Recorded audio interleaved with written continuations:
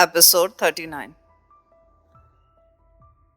جہاز high Jack کیا جا چکا تھا۔ اس صورتحال نے پورے جہاز پر سناٹا طاری کر دیا۔ ہر شخص خوفزدہ اور دم بخود تھا۔ کسی میں اتنی ہمت نہیں تھی کہ پیچھے مڑ کر اس لڑکی کی طرف دیکھے جس کے دونوں ہاتھوں میں گرینیڈ تھے۔ وہ نوجوان کاکپٹ میں داخل ہو گیا تھا اور اس نے یقیناً پائلٹ کی کنپٹی پر ریوالور رکھ کر طیارہ اغوا ہونے کی اطلاع دی ہوگی اور اسے اپنے احکامات پر عمل کرنے کی ہدایت کی ہوگی۔ تقریباً 5 منٹ بعد لاؤڈ اسپیکر پر اسٹیورڈ کی آواز گونجنے لگی۔ معزز خواتین و حضرات، ہم نہایت افسوس کے ساتھ اعلان کرتے ہیں کہ طیارہ ہائی جیک کر لیا گیا ہے۔ آپ سے درخواست کی جاتی ہے کہ پرسکون رہیں، ہمت و حوصلے سے کام لیں اور خاموشی سے اپنی اپنی سیٹ پر بیٹھے رہیں۔ ہم اپنی ذمہ داریوں سے عہدہ برا ہونے کی ہر ممکن کوشش کریں گے۔ شکریہ۔ سکندر، یہ لوگ راون کے آدمی تو نہیں؟ مریم نے سرگوشی کی۔ کچھ کہا نہیں جا سکتا، لیکن اتنا ضرور ہے کہ اگر یہ راون کے آدمی ہوتے تو کاکپٹ میں جانے کے بجائے سیدھے ہماری طرف آتے، کیونکہ طیارے کے اغوا کا مقصد نقشہ حاصل کرنے کے سوا کچھ نہ ہوتا۔ ممکن ہے وہ کیپٹن کو ہدایات دینے گیا ہو اور وہاں سے سیدھا ہماری طرف آئے۔ نقشہ کہاں ہے؟ میرے پرس میں۔ فی الواقع وہ راون کے آدمی ہے تو ہم کچھ نہیں کر سکیں گے اور وہ بڑی آسانی سے نقشہ چھین لیں گے۔ مگر معاملہ صرف ہماری زندگیوں کا ہوتا تو ہائی جیکروں سے نبرد آزما ہو جاتے، لیکن مسئلہ تقریباً 150 افراد کی سلامتی کا ہے اور یہ بڑی خود غرضی کی بات ہے کہ ہم نقشے کی خاطر جہاز کو تباہی کے دہانے پر ڈال دیں۔ تمہارا مطلب ہے کہ ہمیں نقشہ ان کے حوالے کر دینا چاہیے؟ اس کے سوا اور چارہ بھی کیا ہے؟ لیکن ایک بات یہ بھی ہے کہ ابھی یقین سے نہیں کہا جا سکتا کہ آیا یہ راون کے آدمی ہے۔ ہو سکتا ان کا تعلق کسی اور تنظیم سے ہو۔ مریم کچھ سوچ کر بولی، اگر حوصلہ اور حاضر دماغی سے کام لیا جائے تو ہم عقب میں کھڑی ہوئی لڑکی کو ختم کر سکتے ہیں۔ وہ کیسے؟ بے آواز ریوالور ہمارے پاس موجود ہے، بہت آسانی سے لڑکی کو نشانہ بنایا جا سکتا ہے۔ اس کے بعد کاکپٹ سے نکلتی اس نوجوان کو بھی جہنم رسید کیا جا سکتا ہے۔ یہ بات تم نے نظر انداز کر دی کہ لڑکی کے دونوں ہاتھوں میں گرینیڈ موجود ہیں اور ان کی پنیں بھی نکلی ہوئی ہیں۔ گولی لگتے جو ہی وہ گرے گی، بم اس کے ہاتھ سے چھوٹ جائیں گے اور اس کے بعد جہاز میں 2 زبردست دھماکے ہوں گے اور طیارے کے پر خچوڑ جائیں گے۔ اسی وقت نوجوان کاکپٹ سے باہر نکل آیا۔ اس نے سرسری سے جائزہ لیا اور بولا، معزز خواتین و حضرات، آپ لوگ ہراساں نہ ہو، ہم مسافروں اور جہاز کے عملے کو کوئی تکلیف نہیں پہنچائیں گے۔ میں نے پائلٹ کو ہدایت کر دی کہ کراچی کے بجائے ہم قاہرہ جائیں گے، وہاں سے ایندھن لیں گے اور پھر لندن روانہ ہو جائیں گے۔ وہ ہماری آخری منزل ہوگی۔ اگر ہمارے مطالبات تسلیم کر لی گئے تو ہم طیارہ چھوڑ دیں گے۔ یہ بتانا ضروری نہیں کہ ہمارے مطالبات کیا ہیں۔ اسپیشل کلاس کے ایک منچلے نوجوان نے کہا، کیا میں پوچھ سکتا ہوں کہ تمہارا تعلق PLO سے ہے؟ نہیں۔ بلیک اسٹیمپر سے؟ نہیں۔ ریڈ بریگیڈ سے؟ نہیں۔ ہائی جیکر نے سخت لہجے میں کہا، تمہیں اس سے کوئی سروکار نہیں ہونا چاہیے۔ بہرحال یہ ہمارا انفرادی فعل ہے، کسی تنظیم سے ہمارا کوئی تعلق نہیں ہے۔ اور ہاں، نو مور کوسچنز۔ نوجوان کنٹرول روم کے دروازے پر کھڑا گہری نظروں سے مسافروں کا جائزہ لے رہا تھا۔ کچھ دیر بعد وہ بولا، آپ لوگ آپس میں گفتگو کر سکتے ہیں، لیکن کوئی شخص اپنی جگہ سے اٹھنے کی کوشش نہیں کرے گا۔ یہ کہہ کر وہ اپنی ساتھی کی طرف بڑھا اور اسی وقت ایک عجیب واقعہ رونما ہوا۔ وہی نوجوان مسافر جو ہائی جیکر سے سوالات کر رہا تھا، بجلی کسی تیزی کے ساتھ اپنی سیٹ سے اچھلا اور عقب سے ہائی جیکر کی دونوں ٹانگیں پکڑ کر کھینچ لی۔ ہائی جیکر دھم سے جہاز کے فرش پر گرا، لیکن اس سے پہلے کہ نوجوان اس پر قابو پاتا، وہ برق رفتاری کے ساتھ اٹھ کھڑا ہوا۔ میرا خیال تھا کہ وہ نوجوان کو فوراً گولی مار دے گا، لیکن اس نے ایسا نہیں کیا۔ البتہ ریوالور کا رخ اس کی جانب ضرور کر دیا۔ وہ بڑے تحمل کے ساتھ مسکرا کر اس کی طرف دیکھ رہا تھا۔ یہ نوجوان تو مجھے پاگل لگتا ہے۔ اس سے اچھی طرح معلوم ہے کہ جہاز زبردست خطرے میں گھرا ہوا ہے، لیکن اس کے باوجود وہ ہائی جیکر پر حملہ کر بیٹھا اور پورے جہاز کی سلامتی کو خطرے میں ڈال دیا۔ مریم بولی، بعض لوگ بہت جوشیلے ہوتے ہیں۔ نبرت آزمائی کا جذبہ ضرورت سے زیادہ ہوتا ہے۔ وہ نوجوان ہے، اس کی رگوں میں گرم خون دوڑ رہا ہے۔ وہ احتیاط کو نظر انداز کر کے جوش میں آ گیا۔ میری اپنی حالت بھی اس سے مختلف نہیں ہے۔ اپنی بے چینی کو میں الفاظ میں بیان نہیں کر سکتا۔ جی چاہتا ہے ابھی ان دونوں پر ٹوٹ پڑوں۔ پاگل پن کی باتیں مت کرو، وہ جہاز کو تباہ کر دیں گے۔ ان کی آنکھوں میں تیرتی ہوئی دہشت نہیں دیکھی تم نے؟ میں تم کو اپنے دل کی کیفیت بتا رہا ہوں، ان پر حملہ کرنے کا میرا کوئی ارادہ نہیں ہے۔ اسی اثنا میں ہائی جیکر اس نوجوان کو کنٹرول روم کے دروازے کے پاس لے جا چکا تھا۔ نوجوان کے چہرے پر اب دہشت کے آثار تھے، شاید وہ حالات کی نزاکت کو بھاپ گیا تھا۔ ہائی جیکر نے مسکرا کر اس کی طرف دیکھا، بہت ہوشیار معلوم ہوتے ہو، باتیں بھی اچھی کر لیتے ہو۔ ذرا منہ کھولو، انعام کے طور پر میں تمہارے منہ میں چاکلیٹ رکھ دوں۔ نوجوان اسے مذاق سمجھا، وہ مسکرانے لگا۔ ہائی جیکر چیخ کر بولا، منہ کھولو۔ نوجوان نے خوفزدہ ہو کر منہ کھول دیا۔ ہائی جیکر نے اس کے منہ میں ریوالور کی نال ٹھونس دی اور فوراً फायर कर दिया। धमाके से जहाज में हल्का सा इर्तियाश पैदा हुआ और नौजवान फर्श पर गिरकर खत्म हो गया। मुसाफिरों, तुमने इस नौजवान का हशर देख लिया है। गालिबन ये भी समझ गए कि किसी और ने ऐसी हरकत की तो उसका अंजाम भी मुख्तलिफ नहीं होगा। अगरचे मैं ज़ाती तौर पर ज़्यादा शफाक तबीयत का आदमी नहीं हूँ, लेकिन किसी ने अपनी जगह से हरकत की तो गोली मार दूंगा। मेरी साथी के हाथ में 2 बम हैं जिनकी पिनें निकली हुई हैं, और जिन लोगों को ग्रेनेड की तकनीक के बारे में कोई इल्म नहीं, उन्हें बता दूं कि पिन निकला हुआ ग्रेनेड बंदूक से निकली हुई गोली की मानंद होता है। अगरचे ग्रेनेड में दोबारा पिन लगाई जा सकती है, लेकिन मेरी साथी ऐसा नहीं करेगी। हम फ़िज़ाई क़ज़्ज़ाक़ हैं। हमारे नज़दीक ज़िंदगी की कोई अहमियत नहीं है, ना अपनी ज़िंदगी की और ना दूसरों की ज़िंदगी की। हम एक लम्हे में तैयारे को तबाह कर सकते हैं, लेकिन अगर हमारा मुतालबा तस्लीम कर लिया गया तो उसकी कोई ज़रूरत नहीं होगी। और हमारा मुतालबा यह है कि हमें $10 मिलियन अदा किए जाएं। अगर बरतानवी हुकूमत हमारा ये मुतालबा पूरा नहीं करती तो हम जहाज़ को उड़ा देंगे। दरअसल बैंकों वगैरह में डाका डालने का तरीक़ाकार बहुत फरसूदा हो चुका है। यह खलाई दौर है। हम ज़माने के साथ चलना चाहते हैं, क्योंकि जराइम की दुनिया में भी पेशरफ ज़रूरी है। हमने जहाज़ इसलिए अगवा नहीं किया कि हमारा ताल्लुक़ किसी कौमी या दहशत पसंद तंजीम से है। हम अपने मबूस साथियों को रिहा कराना चाहते हैं। हमें सिर्फ रकम चाहिए, और आई थिंक कि सौदा महंगा नहीं है। जहाज़ की कीमत और आप हजरात की ज़िंदगियों के बीमे की रकम बहुत ज़्यादा बनती है। ये कहकर उसने सब मुसाफिरों पर एक नज़र डाली। हर कोई दहशत ज़दा और सहमावा नज़र आता था। मरियम बोली, मैं तो समझी थी हाईजैकर्स का ताल्लुक रावण से होगा, या फिर ये किसी सियासी तंजीम के कारकुन होंगे। मेरा भी यही ख्याल था। शुरू में मुझे भी यही लग रहा था कि ये लोग हमारी तरफ आएंगे और नक्शा मांगेंगे, मगर ये तो पैसे मांग रहे हैं। तुम ये बात इस तरह कह रही हो जैसे ये लोग फ़कीर हों। मरियम हंसकर बोली, आज के ज़माने में डाकू और फ़कीर में फ़र्क क्या है? ए, तुम लोग क्या गुफ्तगू कर रहे हो? हाईजैकर ने रिवॉल्वर का रुख हमारी तरफ कर दिया। मैंने जल्दी से कहा, मेरा ख्याल है इतने अफराद की ज़िंदगियों के मुकाबले में $1 करोड़ की कोई अहमियत नहीं है। बरतानवी हुकूमत को आप हजरात का मुतालबा मान लेना चाहिए। हाईजैकर मेरे करीब आ गया। तुम क्या करते हो?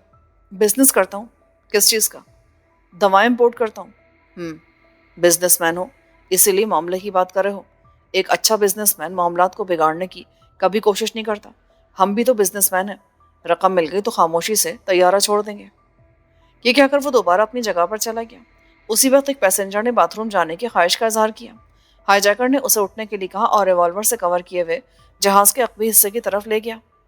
इस वक्त बड़ा अच्छा मौका है, मैंने मरियम से कहा। कैसा मौका? अगर ये बात मालूम हो जाए कि लड़की के हाथों में जो बम हैं उनकी पिनें वाकई निकली हुई हैं या लिवर में मौजूद हैं, तो हम एक जुर्रतमंदाना इक़दाम कर सकते हैं। तुम करना क्या चाहते हो? अगर वो महज धमकी दे रहा है और पिनें लिवर में मौजूद हैं तो मैं एक लम्हे में उसको निशाना बना दूंगा। ग्रेनेड चूँकि लॉक होंगे इसलिए फटने का सवाल ही पैदा नहीं होता। गलत बात, वो बहुत मोहतात है। यूं भी हाईजैकर शदीद खतरात में घिरा हुआ होता है। गैर यकीनी हालात से निमटने के लिए वो लोग हमेशा ग्रेनेड की पिन निकाल कर ही रखते हैं, ताकि अगर उन्हें किसी जानिब से शूट कर दिया जाए तो तैयारा भी ना बच सके। इसके अलावा अगर तुम लड़की को गोली मार दोगे तो वो नौजवान तो मौजूद है और उसके हाथ में रिवॉल्वर के अलावा एक अदद ग्रेनेड भी है। तुम ठीक कह रही हो, मगर हमारे सफ़र का आगाज़ ही बुरे शुगुन से हुआ है। चलो छोड़ो इन सब बातों को, अब ज़्यादा मत सोचो। इसी दौरान हाईजैकर उस शख्स को रिवॉल्वर की जद पर लिए बाथरूम से वापस आ गया। कुछ देर बाद लाउड स्पीकर पर स्टीवर्ड की आवाज़ गूंजी, मोअज़्ज़िज़ ख़वातीन व हज़रात, हमें बेहद अफसोस है कि कुछ देर कबल तैयारे में एक नाखुशगवार वाक़या पेश आ गया है, और ऐसा एक शख्स की गैर जिम्मेदारी की वजह से हुआ।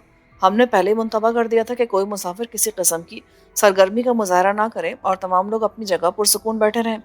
हम हालात से निमटने की हर मुमकिन कोशिश कर रहे हैं। हमें हाईजैकर्स ने अपने मुतालबात से आगाह कर दिया है। हम ये मुतालबा अपनी हुकूमत के सामने रखेंगे और हमें उम्मीद है कि उसे मंजूर कर लिया जाएगा। आप हजरात कतन फिक्रमंद ना हो, हमें हालात की संगीनी का पूरा पूरा एहसास है। शुक्रिया।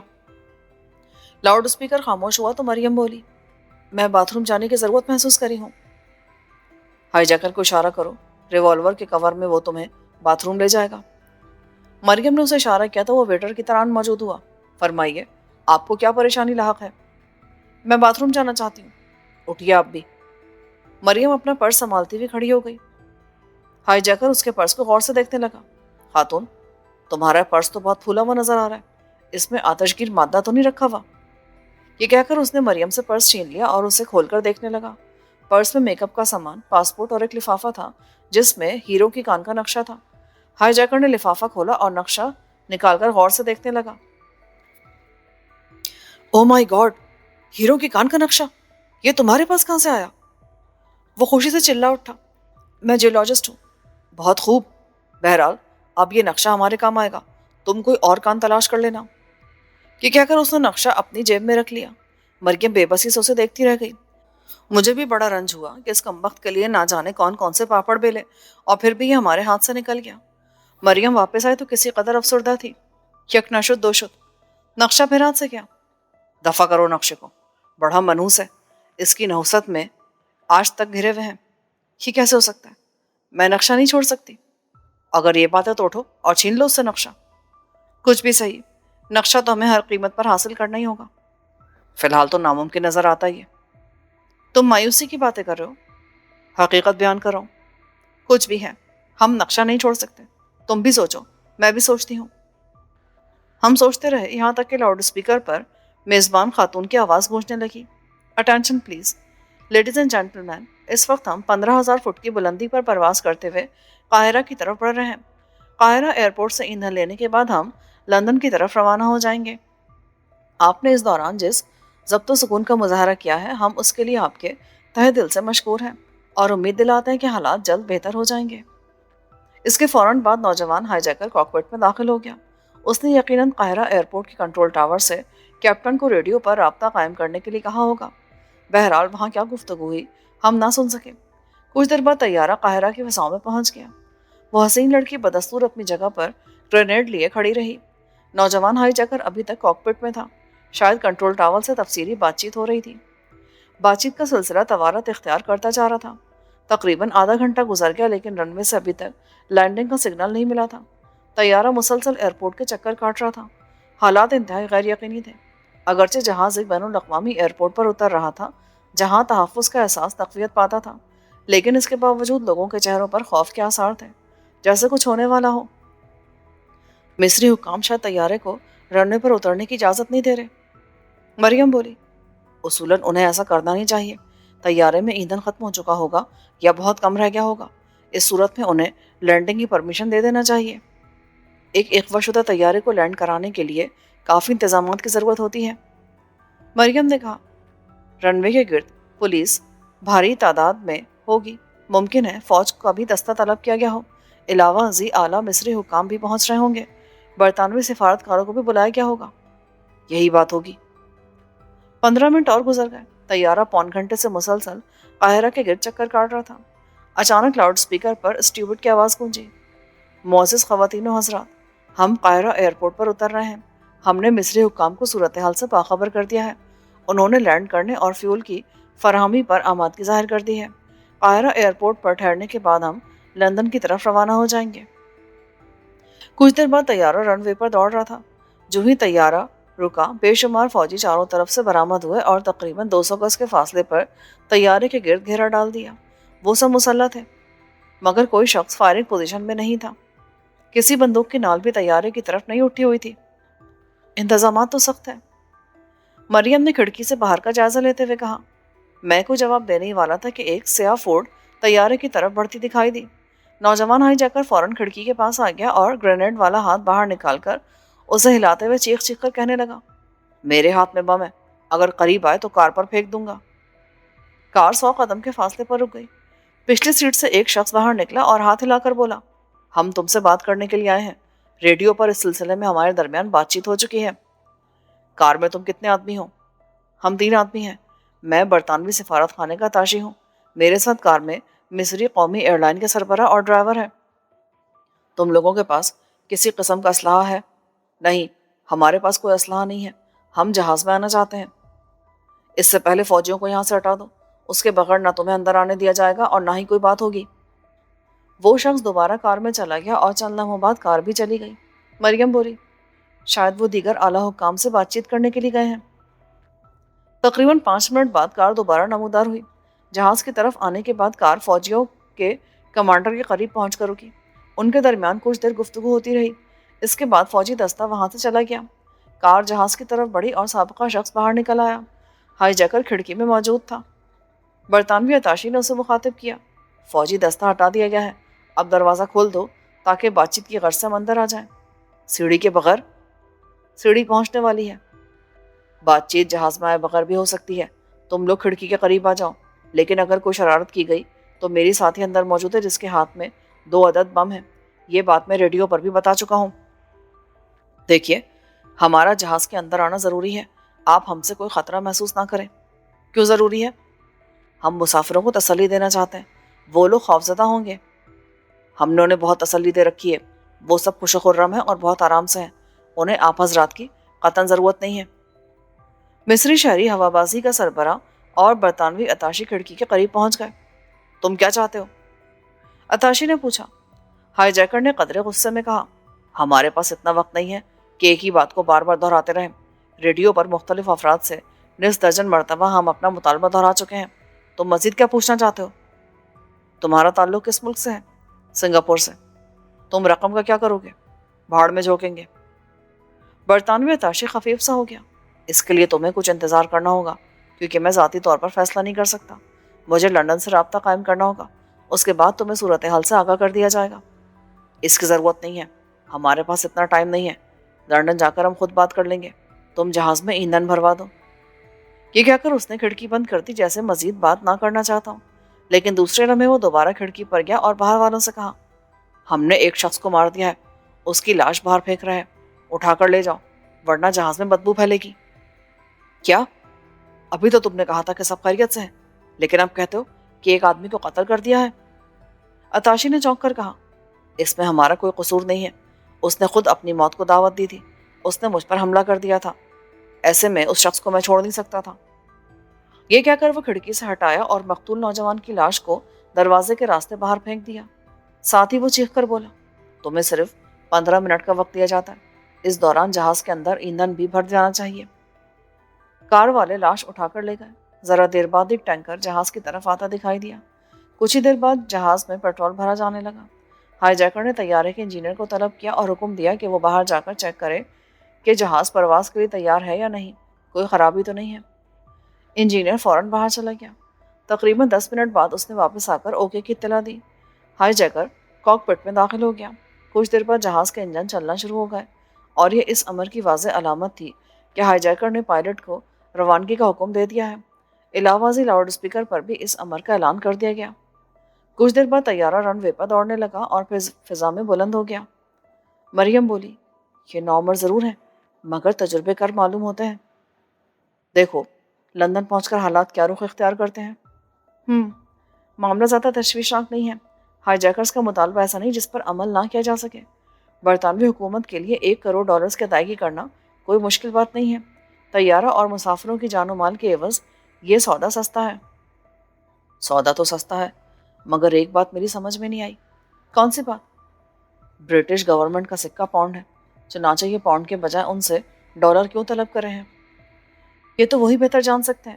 تاہم ایک وجہ ہو سکتی ہے، اور وہ یہ کہ ڈالر دنیا کی پہلے درجے کی بین الاقوامی کرنسی ہے، جبکہ پاؤنڈ کا نمبر دوسرا ہے۔ یہ بھی ممکن ہے کہ اس ڈاکے کی کامیابی کے بعد امریکہ کے کسی شہر میں قیام پذیر ہونے کا فیصلہ کیا انہوں نے، اور وہ کرنسی کے تبادلے کے چکر میں پڑ کر مزید خطرات کو دعوت نہ دینا چاہتے ہوں۔ تمہارا خیال درست ہے، لیکن یہ لوگ لنڈن ایئرپورٹ سے رقم لے کر کس طرح نکلیں گے؟ تمہیں کیا فکر ہے؟ فکر تو نہیں ہے، مگر ایسا سوچنا ایک فطری امر ہے۔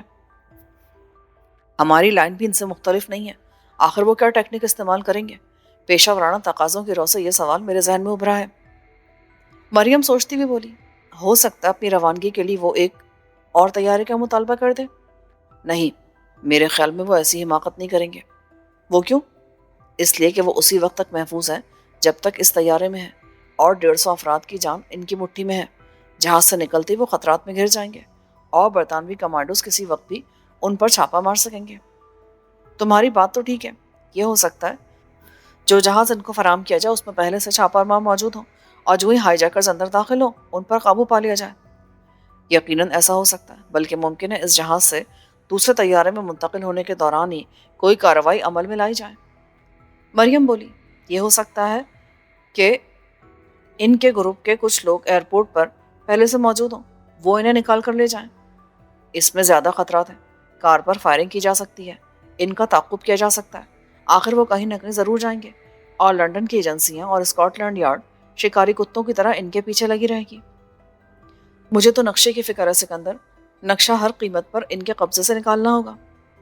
لندن پہنچ کر ہی حالات کی روشنی میں کوئی ترکیب سوچیں گے، قبل از وقت کسی قسم کی پلاننگ بیکار ہے۔ کافی وقت گزر گیا، ہماری گفتگو کا سلسلہ اس وقت ٹوٹا جب لاؤڈ سپیکر پر اعلان کیا جانے لگا، اٹینشن پلیز۔ ہم 12,500 فٹ کی بلندی پر پرواز کرتے ہوئے لندن کی طرف بڑھ رہے ہیں۔ کچھ دیر بعد ہم لندن ایئرپورٹ پر لینڈ کرنے کی کوشش کریں گے۔ براہ کرم اپنی حفاظتی بیلٹس باندھ لیں اور سگنل نوشی سے احتراز کریں۔ لندن کی فضاؤں میں طیارے کو گھنٹہ پون گھنٹہ بھٹکنا نہیں پڑا، شاید بلکہ یقیناً قاہرہ سے طیارے کے اغوا کی اطلاع دے دی گئی ہوگی اور پہلے سے تمام انتظامات مکمل کر لی گئے ہوں گے۔ چنانچہ طیارے کو فوراً رن وے پر اتار لیا گیا، مگر رن وے ویران پڑا تھا۔ دور دور تک کسی قسم کی سرگرمی دکھائی نہیں دے رہی تھی، شاید انتظامات بہت خفیہ تھے۔ چند لمحوں بعد ایئرپورٹ کی مرکزی عمارت سے ایک سفید کار برآمد ہوئی اور آہستہ آہستہ جہاز کی طرف آنے لگی۔ کار 100 قدم کے فاصلے پر پہنچی تو ہائی جیکر نے چیخ کر کہا، رک جاؤ، وہیں رک جاؤ۔ کار رک گئی۔ نوجوان ہائی جیکر بلند آواز میں بولا، ہم کنٹرول ٹاور سے تفصیلی گفتگو کر چکے ہیں، قاہرہ سے بھی اطلاعات مل چکی ہوں گی، اس لیے نہ مزید گفتگو کی گنجائش ہے اور نہ ہم اپنا ٹائم ویسٹ کرنا چاہتے ہیں۔ ہمیں صرف یہ بتا دیا جائے کہ ہمارا مطالبہ تسلیم کر لیا گیا ہے یا جواب انکار میں ہے۔ ہم طریقہ کار طے کرنے کے لیے آئے ہیں۔ مسافروں کی سلامتی کی خاطر $10 ملین تمہیں ادا کر دیے جائیں گے۔ ایک شخص نے کار سے باہر نکل کر کہا، گڈ، ویری گڈ۔ ہمیں بھی یہی امید تھی کہ برطانوی حکومت قتل و غارت گری کو پسند نہیں کرے گی اور اس معمولی رقم کے لیے مسافروں کی سلامتی کو خطرے میں نہیں ڈالے گی۔ یہ بھی سمجھ لو کہ ہم اس مہم کا آغاز کرتے ہی خود کو مردہ قرار دے چکے ہیں، گویا ہمارے نزدیک زندگی بے معنی اور غیر اہم ہے۔ اگر ہمارے ساتھ کوئی چال چلی گئی تو ہم جہاز کو تباہ کرنے میں ذرا بھی تحمل سے کام نہیں لیں گے۔ ہائی جیکر نے چہک کر کہا، اطمینان رکھو، ہم تمہارے ساتھ دھوکہ کر کے 150 افراد کی زندگیوں کا رسک نہیں لے سکتے۔ تمہیں رقم ضرور ادا کر دی جائے گی۔ ٹھیک ہے، تم کھڑکی کے نزدیک آ جاؤ۔ سفید کار آگے بڑھی، اس میں سے بھی 2 افراد باہر نکلے جو اعلیٰ سطح کے افسران معلوم ہوتے تھے۔ ان میں سے ایک نے ہائی جیکر سے کہا، تم بتا سکتے ہو کہ رقم کے حصول کے لیے برطانیہ کا طیارہ ہی کیوں منتخب کیا گیا؟ نہایت احمقانہ سوال ہے۔ اگر ہم امریکہ کا طیارہ ہائی جیک کرتے تو وہاں بھی ہم سے یہی کہا جاتا۔ برطانوی افسر لاجواب ہو گیا۔ دوسرا بولا، ہماری کرنسی پاؤنڈ ہے، تم نے ڈالر کیوں طلب کیے؟ یہ ہمارا ذاتی معاملہ ہے، ہم بہتر سمجھتے ہیں۔ تم لوگ ٹائم پاس کرنے کی کوشش کر رہے ہو، یہ بتاؤ رقم لائے ہو یا نہیں؟ ہاں، رقم کار میں موجود ہے، مگر اس بات کی کیا ضمانت ہے کہ تم رقم لے کر جہاز چھوڑ دو گے؟ تم تو عقل سے بالکل ہی پیدل معلوم ہوتے ہو۔ ہائی جیکر بیزاری سے بولا، مسٹر، مطالبہ پورا ہونے کے بعد مسافروں کو یرغمال بنائے رکھنے کا یا جہاز میں مزید ٹھہرنے کا کیا جواز باقی رہ جاتا ہے؟ رقم مل جائے گی تو ہم جہاز چھوڑ دیں گے، وعدہ کرتے ہو؟ تم ہم سے شرائط منوانے کی پوزیشن میں نہیں ہو، بہرحال جو کہہ دیا وہ اٹل ہے۔ ٹھیک ہے۔ برطانوی افسر نے کار سے رقم کا تھیلا نکال کر کہا، اس میں پورے $10 ملین ہیں، رقم گن لو اور طیارے کو چھوڑ دو، ہم سیڑھی لگوا دیتے ہیں، تم جہاں جانا چاہو جا سکتے ہو، ہم کوئی مداخلت نہیں کریں گے۔ میں کوئی الو کا پٹھا نہیں ہوں، انگلینڈ کی سرزمین پر تمہاری خفیہ پولیس کے کتے ہمارا پیچھا چھوڑیں گے کیا؟ مجھے یقین ہے ایئرپورٹ کے چاروں طرف ملٹری اور پولیس کے سپاہی چپے چپے پر موجود ہوں گے۔ ہمارا بچ کر نکل جانا بالکل ایسا ہی ہے جیسے زمین سے آسمان پر پہنچ جائیں۔ اگر تم اندیشہ محسوس کر رہے ہو تو تمہاری روانگی کے لیے ایک دوسرا طیارہ مہیا کر دیں۔ ہرگز نہیں، ہم ذرا سا بھی رسک لینے پر تیار نہیں ہیں۔ اس طیارے سے نکلتے ہی ہم پر گولیوں کی بوچھاڑ ہو سکتی ہے۔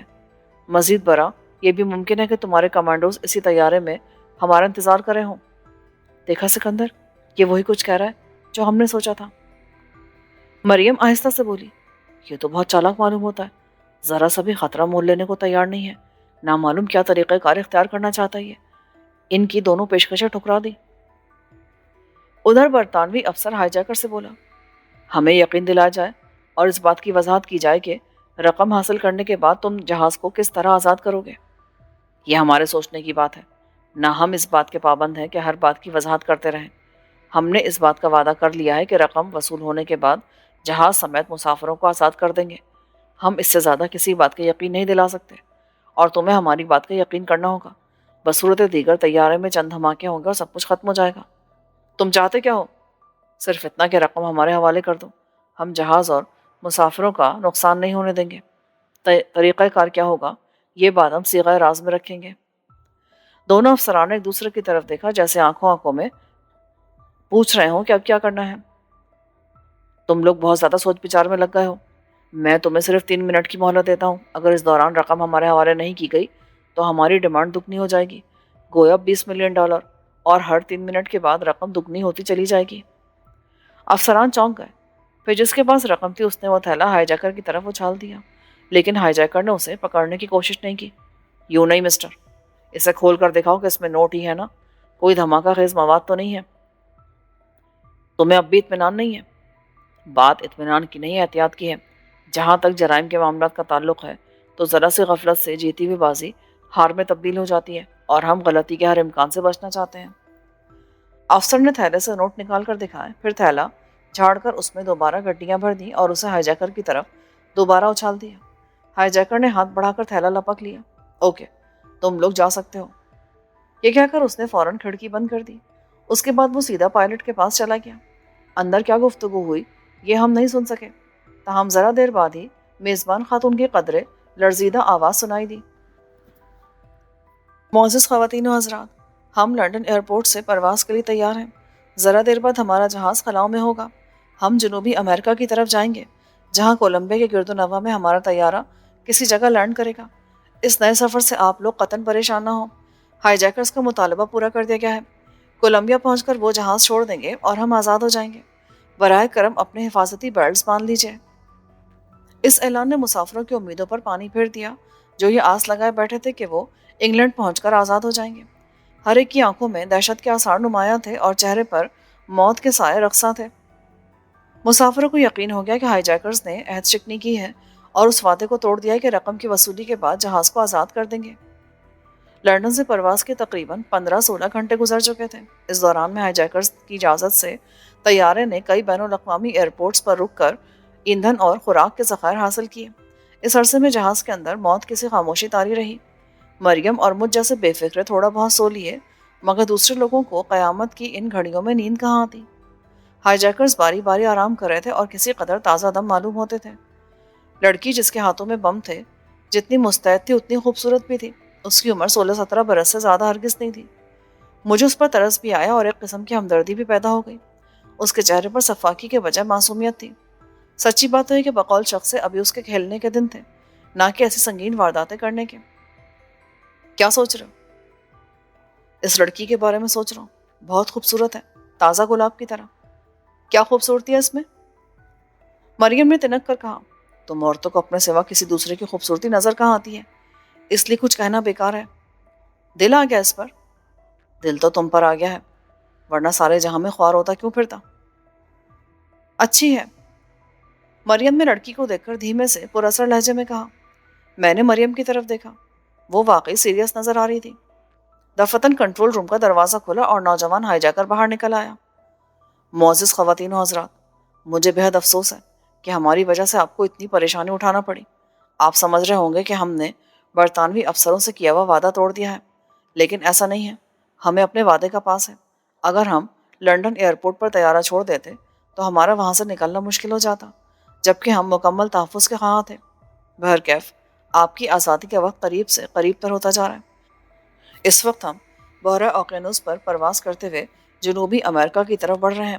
کچھ دیر بعد ہم جارج ٹاؤن اور وینیزویلا کے اوپر سے ہوتے ہوئے کولمبیا کی طرف جائیں گے، جہاں گھنے جنگلات ہیں جو کافی دنوں تک ہمیں اپنے دامن میں پناہ دیے رہیں گے۔ وہیں کسی مستعصی جگہ پر طیارہ اتار لیا جائے گا۔ ہم طیارے کو چھوڑ دیں گے اور آپ حضرات دوبارہ لنڈن کی جانب روانہ ہو جائیں گے۔ یہ اعلان سنتے ہی لوگوں کے چہرے خوشی سے کھل اٹھے اور مردہ جسموں میں جان پڑ گئی۔ طیارے میں سرگوشیوں کی آوازیں گونجنے لگیں۔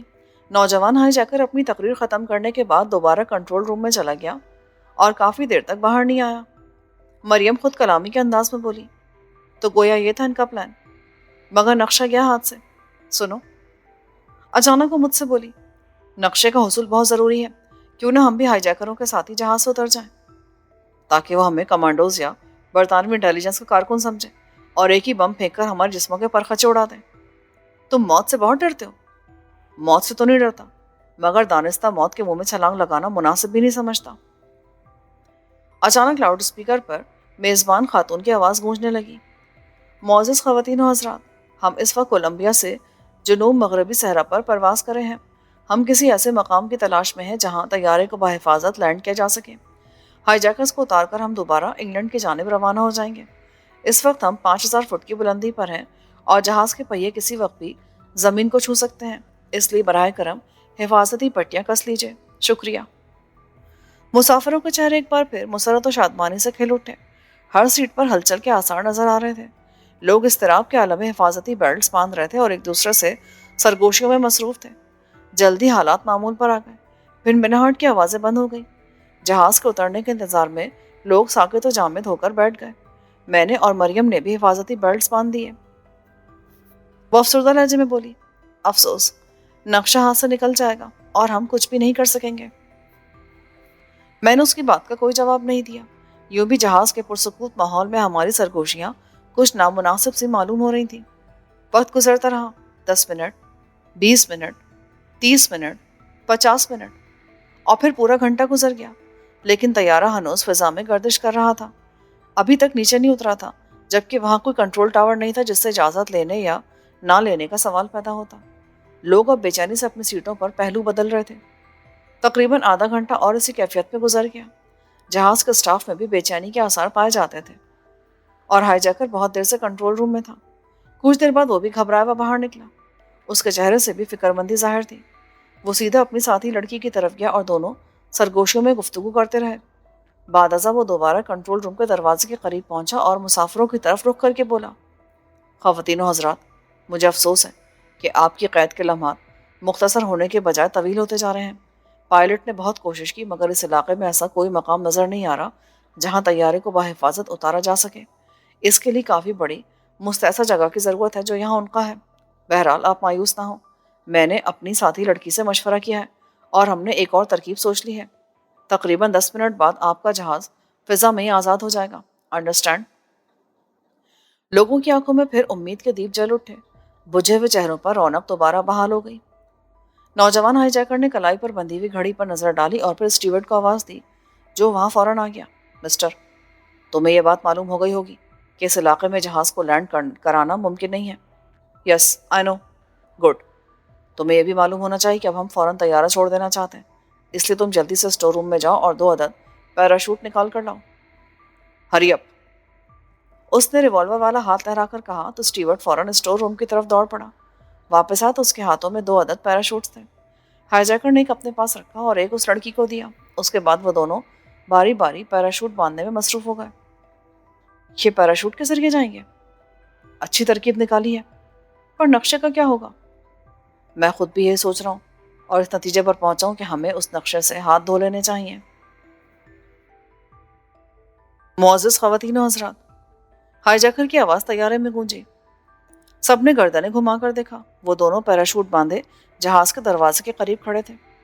ہماری ذات سے آپ کو جو تکلیف پہنچی ہے اور جس اذیت میں آپ لوگ مبتلا رہے ہیں، اس کے لیے ہم معافی کے خواستگار ہیں۔ یہ ہماری زندگی کا پہلا اور آخری جرم تھا جو خوش اسلوبی کے ساتھ اپنے انجام کو پہنچا۔ اب ہم دونوں دنیا کے کسی بھی خطے میں خوشگوار اور خوشحالی بھری زندگی کا آغاز کریں گے۔ ہماری دعا ہے کہ آپ تمام حضرات کا سفر بھی کامیاب و کامران ہو۔ Good bye. یہ کہہ کر اس نے دروازہ کھولا اور ہوا کے تیز جھونکے اندر داخل ہوئے۔ پھر وہ دونوں باری باری باہر کود گئے۔